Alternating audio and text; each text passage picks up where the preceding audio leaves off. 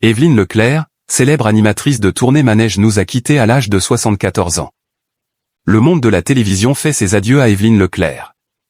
Connue pour avoir animé le célèbre jeu de rencontre tournée manège, dans les années 80 et 90, elle est décédée à l'âge de 74 ans. C'est une triste nouvelle annoncée en ce dernier jour de l'année 2025. Évelyne Leclerc est décédée mardi 30 décembre à 74 ans. C'est sa fille Céline qui a relayé l'information à l'AFP.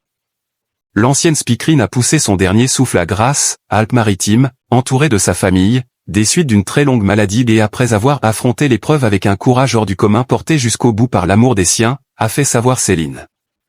Évelyne Leclerc avait été rendue célèbre en présentant Tournée Manège. Sur TF1 de 1985 à 1993, un jeu mettant en scène des célibataires en quête d'amour. À l'époque, l'émission avait porté ses fruits puisque ce sont 42 mariages et 39 bébés qui ont pu être célébrés au fil des années. L'animatrice se partageait les rênes du programme avec Fabienne Egal et Simone Garnier. Il y avait également le pianiste Charlie Oleg, décédé en septembre dernier. Une disparition qui avait replongé Évelyne Leclerc dans ses souvenirs heureux de cette période. Il avait la séquence musicale, Fabienne les célibataires, Simone les couples, moi je faisais le lien tout du long, c'était énorme mais on se marrait. C'est une émission qui a plu parce qu'on était vraiment des amis, déclarait celle qui a aussi longtemps été sociétaire des grosses têtes dans Le Parisien. Évelyne Leclerc ne croyait pas en l'amour.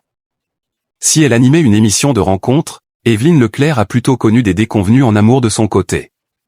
Elle a été mariée à 2 reprises, d'abord avec Jacques Olive, animateur à Radio Nice qu'elle a épousé en octobre 1972 et avec qui elle a eu leur fille Céline, née en 1972, puis avec Richard Rocard, dont le mariage a eu lieu en septembre 1983, 2 expériences qui lui avaient laissé une vision amère du couple.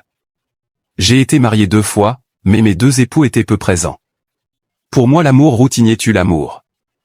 Et, de toute façon, je ne crois pas à l'amour ou à la fidélité toute une vie, lâchait-elle encore pour France Dimanche.